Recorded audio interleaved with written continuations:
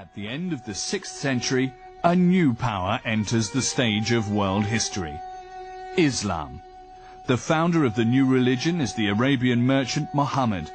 His visions and revelations are written down in the Quran. Muhammad dreams of a great religion that Jews and Christians are meant to follow too. When these don't accept him as a prophet, he changes his attitude. At first he had wanted to make Jerusalem the religious center of Islam, but he now decides on his own birthplace, Mecca. After the death of Muhammad, his successors conquer the Arabian Peninsula, and soon the Islamic Empire stretches right into North Africa.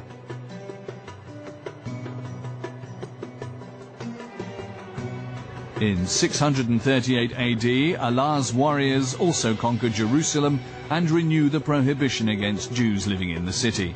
As a symbol of their rule, the Muslims erect the Mosque of Omar on the Temple Mount.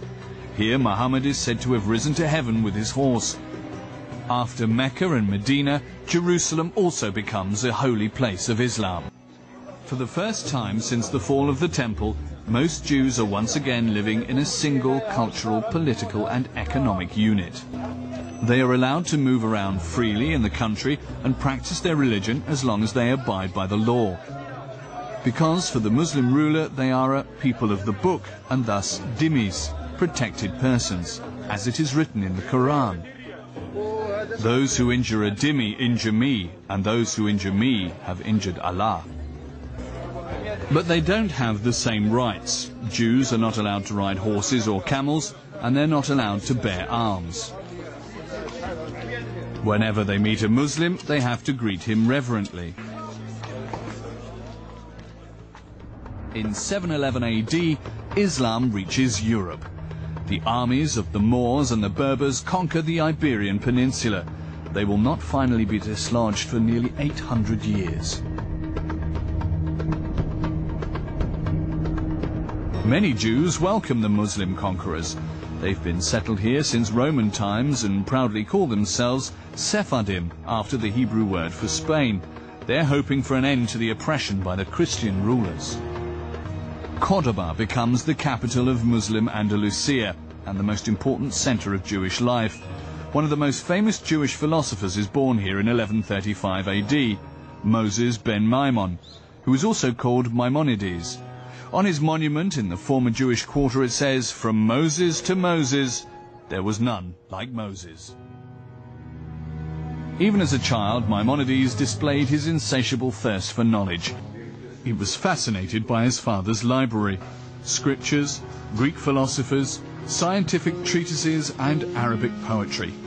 Later, Maimonides wrote, "I devoured every book belonging to my father, bless him, that I could lay my hands on."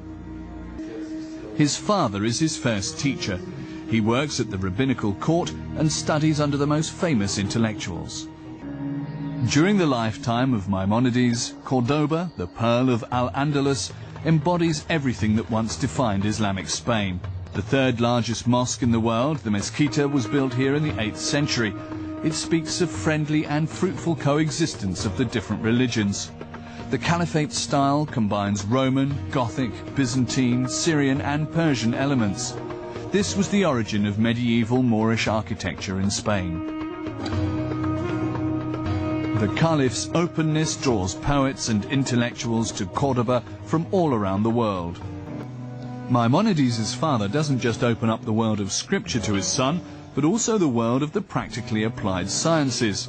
Andalusia is a rich source of information for the curious boy because it's one of the most significant centers of art and science. Long before the Christians, Arab scholars adopt the knowledge of the ancient Greeks. Arabs develop instruments that have been known since ancient times, astrolabes, instruments used for determining the position of celestial bodies and calculating the time. Moorish Spain plays an important role in the rebirth of ancient knowledge.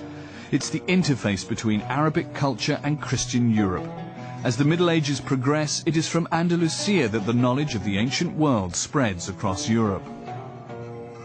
Medicine and botany also reach new heights.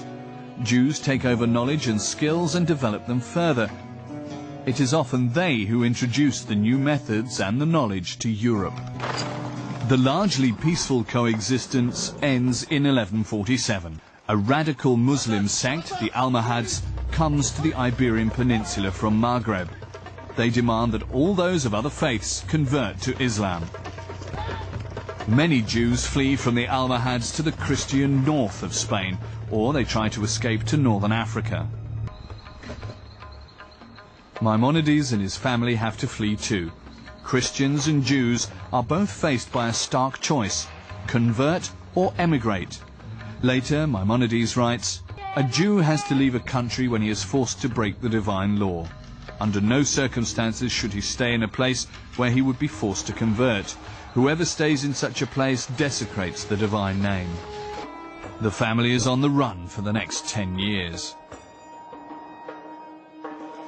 They settle in Fez, in modern-day Morocco. During the Middle Ages, the town is considered an important cultural centre of the Islamic world. When the Almohads seize the power in Fez too, a new period of religious oppression begins for the Maimon family. From now on, it's convert to Islam or die. Maimonides witnesses the execution of the chief rabbi of Fez. He'd refused to forswear his faith. Maimonides and his family have no option but to flee again. This time they embark on a very long and dangerous journey. First they spend 28 days on a ship, and then they continue on foot.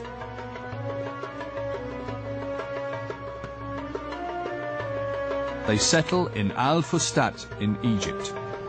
At the time it was a suburb of Cairo, the capital of the Muslim rulers in Egypt. By 1100 AD, 7,000 Jews from all around the world have settled here. There are 3 Jewish congregations in Fustat. Each has its own synagogue. Maimonides is said to have prayed in the Ben Ezra synagogue. According to legend, this is where Moses had drifted ashore in a basket as a baby. The Jews bought the land and built a synagogue on this biblical site. To earn his living, Maimonides works as a doctor. He wants to comprehend God as much as is humanly possible. Alongside the other sciences, medicine is one of the most exquisite God-serving occupations. A widespread view amongst Jewish intellectuals, many of whom also work as doctors. Besides working as a doctor, he composed the Mishneh Torah and the Guide for the Confused, a manual for Jews all around the world. It was his goal that every Jew should understand the fundamentals of the oral teachings and be able to live according to the traditions. Maimonides died on the 13th of December 1204 at the age of 69. In Jewish communities all around the world, they mourn his death. Even today, he's considered one of the greatest Jewish intellectuals and the most outstanding representative of the Sephardim, the Spanish Jews. For the Jews in Maimonides' home country, Spain, though, a new era has already begun. Christian rulers reconquer the Muslim cities.